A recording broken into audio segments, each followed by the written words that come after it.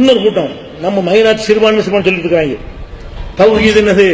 தௌஹீத் கம்மி, சுன்னத் ஜமாத் பெருசு. என்ன பெருசு? நீ எத்தனை சுன்னத் ஜமாத் கூட்டம் போட்ட?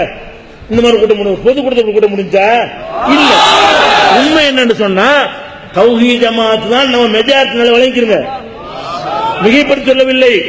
உண்மையிலே இளைஞர்கள் எல்லாம் இந்த கொள்கையில் தான் இருக்கிறார்கள். அதிகமான மக்கள் இந்த கொள்கையில் இருக்கிறார்கள். பெண்கள் எல்லாம் இந்த கொள்கையில் இருக்கிறார்கள். உன்னிடத்தில் பள்ளி வாசல் இருக்கிறது, அந்த கிரடு கட்டைகள் நிர்வாகம் இருக்கிறது. வேற வழி இல்லாமல் பள்ளி வாசலுக்கு வர்றான். வேற வழி இல்லாமல் அந்த பள்ளிக்கு வர்றதுனால அவன் நினைச்சுக்கிட்டாங்க. அதான் உண்மை. மக்கள் எல்லாம் இந்த தௌஹீத்ல இருக்கிறனால தெரிஞ்சுக்கிறங்க. அதை காட்ட போறேன் இன்ஷா அல்லாஹ். இது சுன்னத் ஜமாத் தான் மைனாரிட்டி, தௌஹீத் ஜமாத் தான் மெஜாரிட்டி காட்டுற அளவுக்கு நம்ம இருக்கிறோம். மிகைப்படி சொல்லவில்லை. அப்படி இருக்குமே ஆனால் அவர்கள் ஒவ்வொரு இடத்திலே பிரகாசித்திருக்க முடியல. தௌஹீத் ஜமாத் மாதிரி மக்கள் தலைவர்கள் கூட்ட முடியவில்லை. அனைவரும் சேர்த்து கூட்டி பார்த்தார்கள்.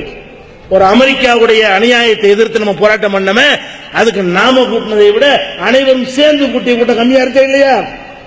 அந்த அளவுக்கு நாம தான் மெஜாரிட்டியா இருக்கிறோம். சிறுபான்மை கிடையாது.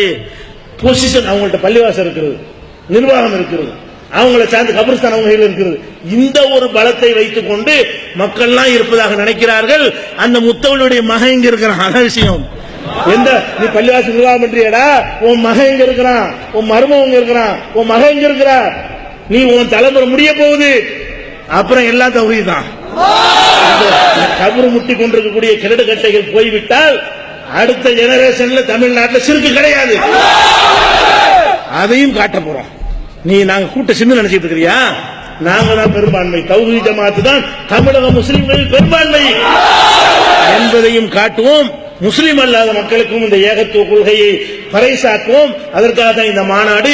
அல்லாஹ் இந்த மாநாட்டை வெற்றிகரமாக அமைத்து எந்த நோக்கத்திற்காக அல்லாஹ் இந்த மார்க்கத்தை தந்திருக்கிறானோ அதை எல்லா மக்களும் கொண்டு சென்று தமிழகம் முழுவதும் முஸ்லிம்களாக சொர்க்கத்துக்கு செல்லக்கூடியவர்களாக மாறுவதற்கு அல்லாஹ் அருள் புரிவானாக.